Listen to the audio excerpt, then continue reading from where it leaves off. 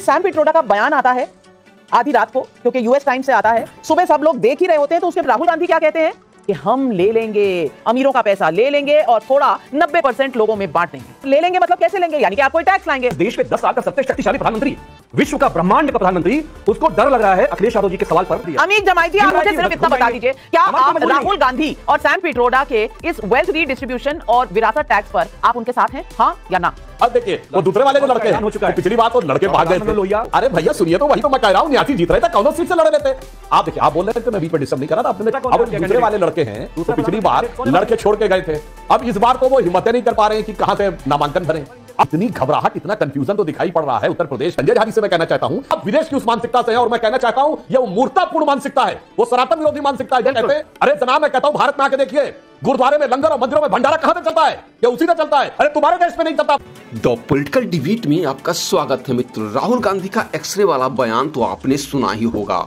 अब पीएम मोदी ने कांग्रेस के जहरीले मानसिकता को उजागर करते हुए कहा है कि कांग्रेस की नजर आपकी कमाई, आपके मकान, दुकान, खेत और खलिहानों पर है। कांग्रेस के शहजादे का कहना है कि वे देश के हर घर, हर अलमारी और हर परिवार की संपत्ति का एक्सरे करेंगे।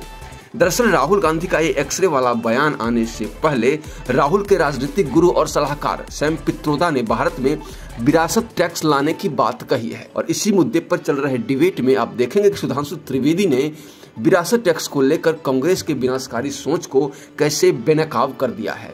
अब आप आगे देखिए, पूरा वीडियो जरूर देखिए। ये जो सैम पिट्रोडा शिकागो में बैठे हैं, ये कह रहे हैं तो उसे सीरियसली नहीं लेना चाहिए। अब अमीर जमाई जी, मैं आपसे पूछूंगी क्यों सीरियसली ना लिया जाए? क्योंकि सैम पिट्रोडा का बयान आता है आधी रात को, क्योंकि यूएस टाइम से आता है, सुबह सब लोग देख ही रहे होते हैं, तो उसके बाद कांग्रेस पार्टी की मैनिफेस्टो पे एक प्रेस कॉन्फ्रेंस होती है, और उस प्रेस कॉन्फ्रेंस में राहुल गांधी क्या कहते हैं कि हम ले लेंगे, अमीरों का पैसा ले लेंगे और थोड़ा 90% लोगों में बांट देंगे।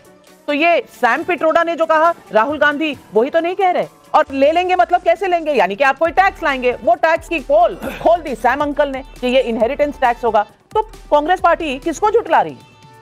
सैम पित्रोदा साहब ने कोई अगर बात कही है, वो पार्टी के कोई अध्यक्ष नहीं है, पार्टी की कोई नीति पॉलिसी के जो है हेड नहीं है। कभी कभार अब देखिए ना, प्राइम मिनिस्टर नरेंद्र मोदी को क्या क्या बोलना पड़ा, इस्लामोफोबिक स्पीच दिया उन्होंने, इलेक्शन कमीशन सहमत नहीं है ना, इसलिए चुप है।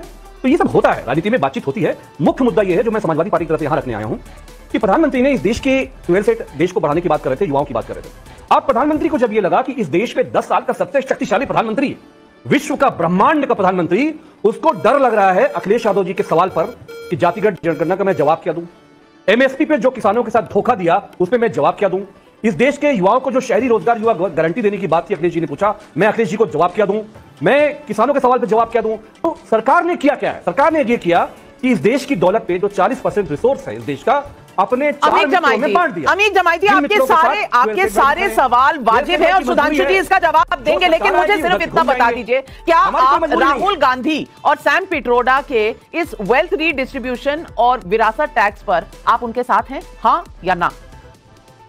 यस और नो? नहीं, हम कह रहे हैं कि सैम पिट्रोडा अमित शाह जी नहीं, सैम पिट्रोडा अमित शाह जी नहीं है, आरएसएस नहीं है, जो करेंगे वो प्रधानमंत्री जी करेंगे।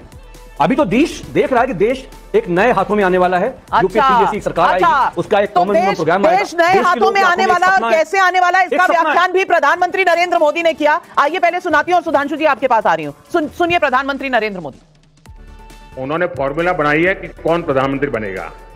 कहा जा रहा है कि ये लोग 1 ईयर 1 पीएम फॉर्मूला बना रहे हैं, यानी एक साल एक पीएम, दूसरे साल दूसरा पीएम, तीसरे साल तीसरा पीएम, चौथे साल चौथा पीएम, 5वें साल 5वां पीएम।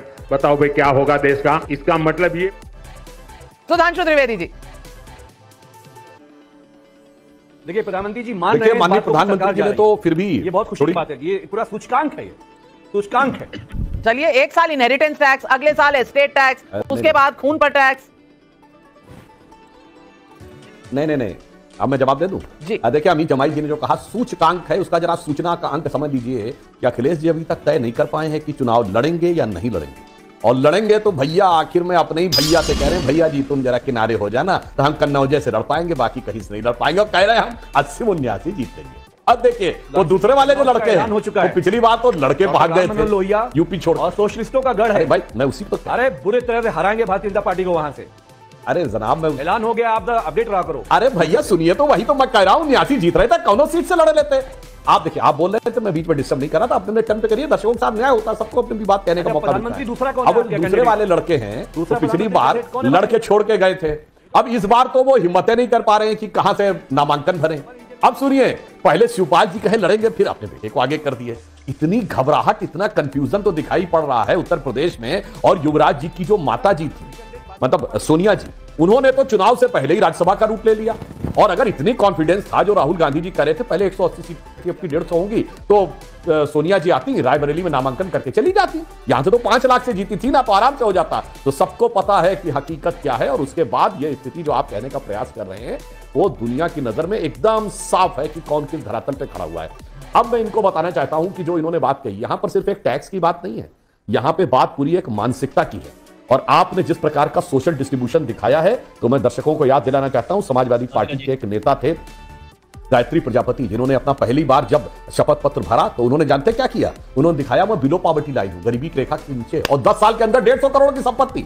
अरे भाई, कौन सा इक्विटेबल डिस्ट्रीब्यूशन आपने गजब का किया। और संजय झा जी से मैं कहना चाहता हूं कि उन्होंने सैम पित्रोदा जी के लिए कहा, तो वो पदाधिकारी हैं, तो चुनाव के समय सिर्फ इतना बता दें, पार्टी से पूछ के बयान दिया है या बगैर पूछे? अगर बगैर पूछे दिया है तो उन पर कार्रवाई क्यों नहीं हो गई भाई?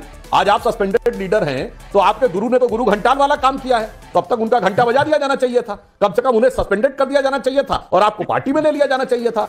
मगर यही तो बात समझ में नहीं आती है कि दिल की आरजू तो 7 समुंदर पार से आ रही है, और यहां पे कहा जा रहा है नहीं, वो दूर की आवाजों को ध्यान मत दो, यहां अंदर की बात कर लो। और मैं एक फैक्ट भी बताना चाहता हूं, मैं एक फैक्ट बात भी कहना चाहता हूं। देखिए, यहां वास्तविकता में खतरा जानते क्या है? भारत वो देश है जहां पर सेविंग सबसे ज्यादा है।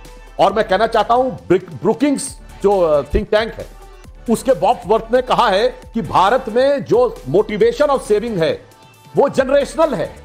अगर आप ये इनहेरिटेंस के ऊपर ये कर देंगे तो मोटिवेशन ऑफ सेविंग कम होगा। आज भारत में आपको पता है कि personal debt to GDP ratio पूरे दुनिया में सबसे अच्छा है, 43% ऑफ द जीडीपी है। उसका कारण यह है कि लोग सेविंग ओरिएंटेड होते हैं, परंतु आप विदेश की उस मानसिकता से हैं। और मैं कहना चाहता हूं, यह वो मूर्खतापूर्ण मानसिकता है, वो सनातन विरोधी मानसिकता है। जो कहते हैं, सैम पित्रोदा क्या बोल रहे थे, 1 ने $1 बिलियन कमाया, अब सोसाइटी क्या मिला? अरे जनाब, मैं कहता हूं भारत में आके देखिए, गुरुद्वारे में लंगर और मंदिरों में भंडारा कहां से चलता है?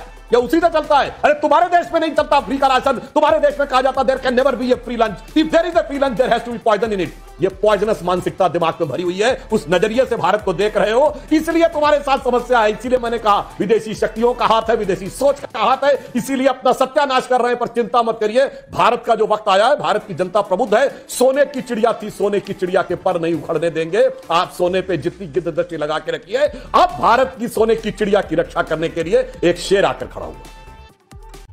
तो मित्रों, कैसा लगा ये डिबेट? अपने विचार कमेंट में जरूर लिखिए, वीडियो को लाइक करें, शेयर करिए, और अगर पहली बार हमारे चैनल पर आए हैं तो चैनल को सब्सक्राइब करने के साथ बेल आइकन जरूर प्रेस कर लें, ताकि नए वीडियो की नोटिफिकेशन आपको मिलती रहे। तो फिर मिलते हैं एक नए वीडियो के साथ, तब तक के लिए जय श्री राम।